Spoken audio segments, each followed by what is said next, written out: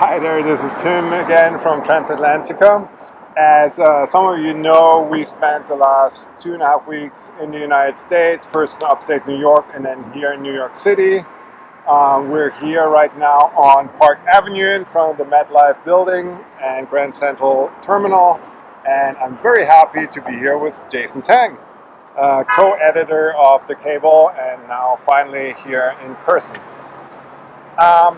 2-3 days ago, we had the U.S. presidential election, and a lot of people were rushing out with their analyses of what went wrong, what happened, etc.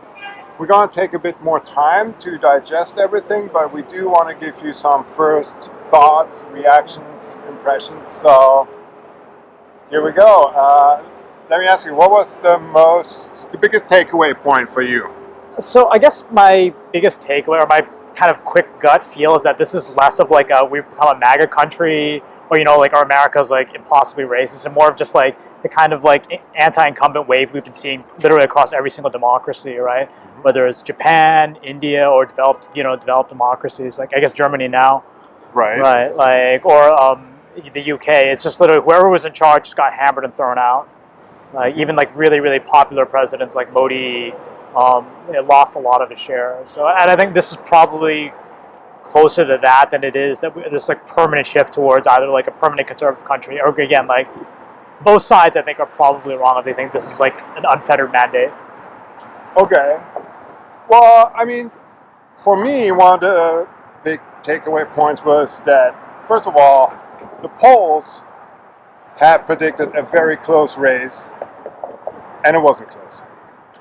Right? And we were all worried that it would take forever to actually announce a winner. Yeah. And I think it was actually maybe one of the great things about this election, no matter where you stand politically. I mean, you said it actually when we were walking through Central Park, that, it's like every election, there's like half the country is upset and half the country celebrates. Yeah. But what was really great about this election, I think, is it was over quick. Yes. And there were no major issues so far. Yeah, I mean, like, my great concern was that we'd have one of that weird, like, 267 tie.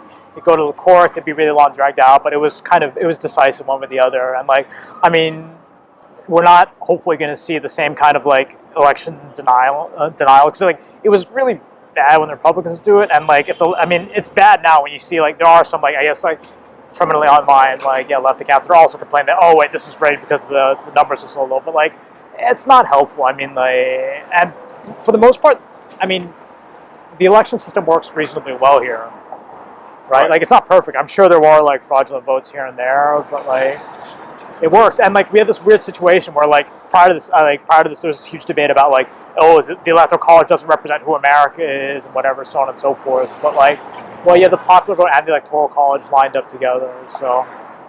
So this is actually helpful, right? I think, and we're going to talk more about this in the forum. But we also had a sort of larger crisis in Germany where the government collapsed the day after, and actually they justified it. Burying the lead. Justified it partly with the result of the U.S. election. Yeah. Because they said that they needed to be more operational, I guess, if you want to call it that way. Yeah. But I want to come back to your first point. You said this is not like the seismic shift that some people claim it is. I suspect. But we did see that there was a significant change in the voters, especially when it comes to ethnic minorities. Yes. Right? So Latino voters were... Hey, it's a Freightliner. Latino voters were much more prevalent in the Trump camp this time. Yes. I saw actually some data from CNN just now when we had food.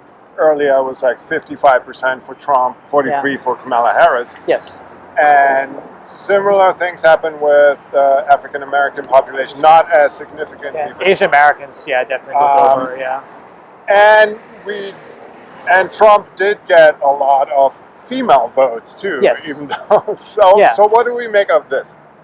Again, is this the new like working class I think party? I mean, yes. I've always, I mean, like for a long time, the Democrats have been like the party of the coastal elite, right? Like, I mean, part of the problem, I think, is that like you keep calling Trump like a Nazi, fascist, so on and so forth, which is, I guess, odd to me that like fascism has played such a big role because it's, I guess, like it's two countries, right? Like for a very brief period of history. But like, yeah, I mean, like, and I think for the most part, I think the Democratic Party has an issue where people are like, even if they believed, like, yes, Trump is a fascist, the fact that they looked at the Democratic Party and said, like, well, I'm not sure that you're better. But Right. but again, I think it goes back to, I think James Carville was the guy. It's the economy, stupid, right? Like, we're talking about a generation of people. Literally, like, when was the last time we had sustained inflation was the 80s. Mm-hmm. So like we are not used to it. Like, doesn't matter whether in Europe, the U.S., or wherever else. It hasn't been a part of how we operate in the world anymore, and like it's really painful. Even if like yes, wages have caught up, it's going to take like there's a lag effect. It's going to take years, maybe hopefully not years, but like a while before people say, oh, actually, yeah, like maybe things aren't as bad as we think they are. Like, so, for better or worse. Yeah, People I are mean, concerned. I wanted to add a couple points. I mean, for one, it's the Democrats, to be fair, had a really tough race in the sense that Kamala Harris obviously had like 13 weeks or something Yes. to basically run a campaign, right?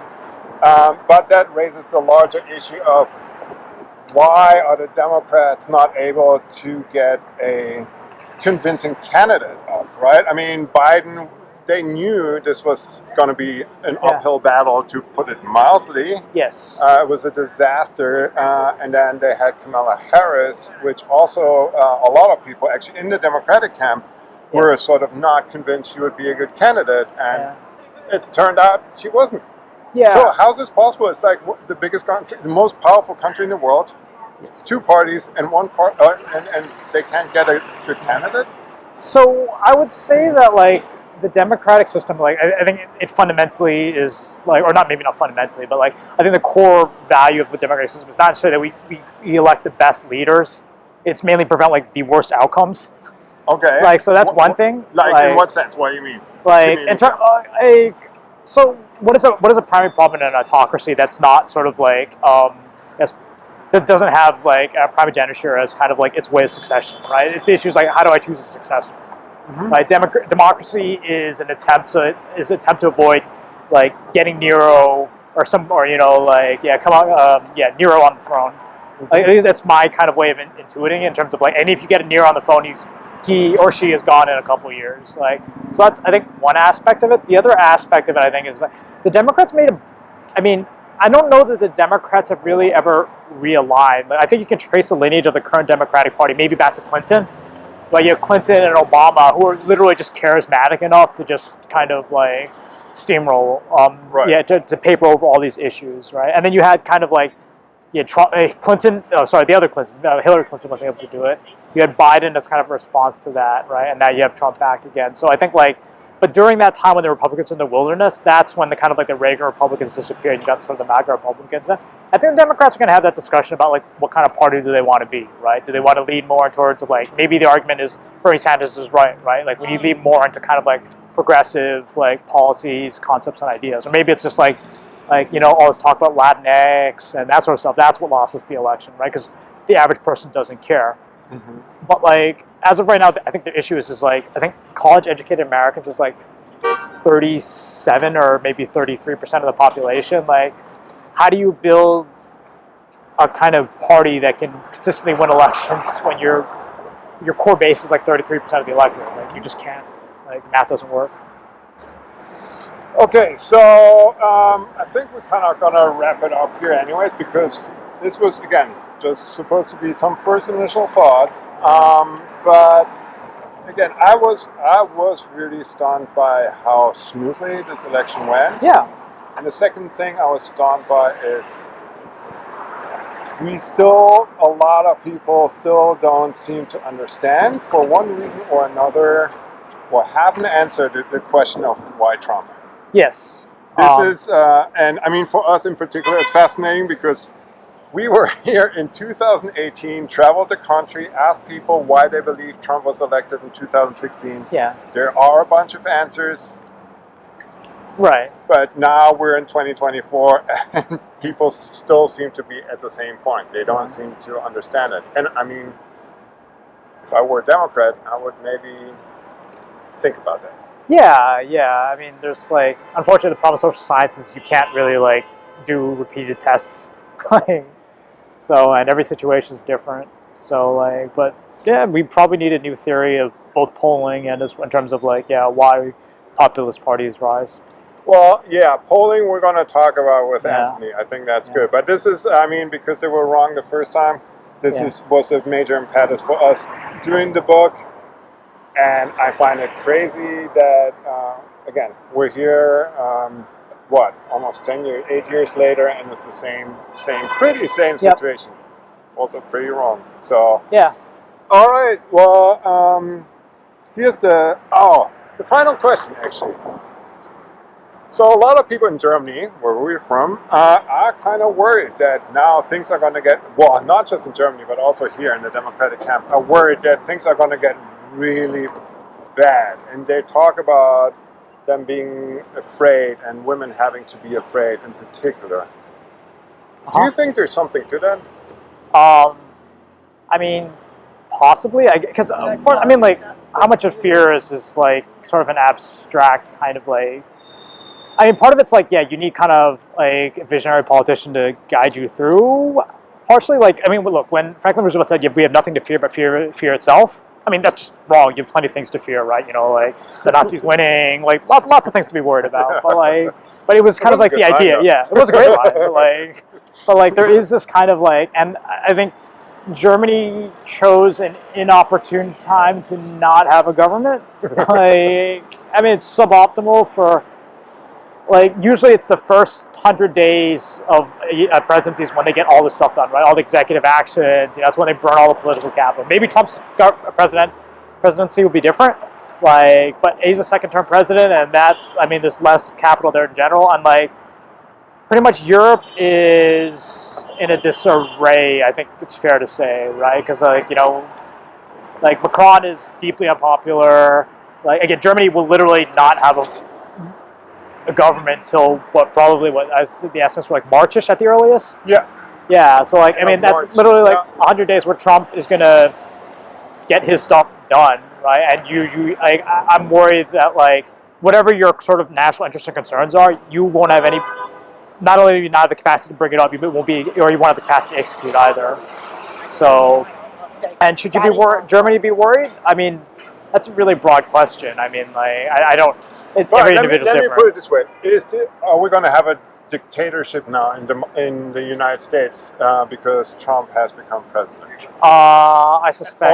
Actually, I suspect not. No, I mean, like one because it's like people don't think of authoritarianism as technology or like a kind of like a skill set you have to learn, but it is actually something you have to learn, right? Like we have no political commissars in the United States Army.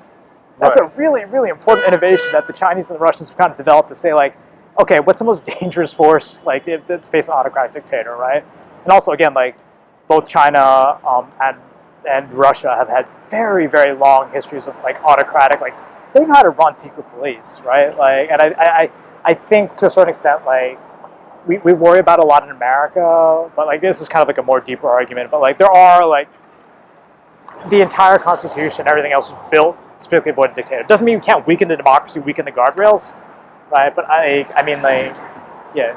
I think this is a perfect point to stop because to you guys who are watching this, I know there's a bunch of people who are going to be like, no, of course there's going to be dictatorship, or of course we have a secret police, or la la la la la. Yeah. You can like send those comments and questions to us to whitehouse.gov. No, like, and then we'll discuss them during the forum in like 3 weeks. I hope we'll do some scheduling. You know how we go. But for now, this I think is a good point to end. I am well, I guess I also don't learn. I'm just an optimist. I think this was a pretty good day for democracy. Not necessarily for all Democrats, but for democracy itself, because it showed that this country can still have elections that happen orderly and peacefully, and that's very, very important. We sometimes forget that. And yes, we'll talk more about that and about our wonderful, competent German government during the next forum. Until then, See you all. Thank you, Yep. Jason. Thank you. And MetLife. yes, thank you, New York City, for a great stay.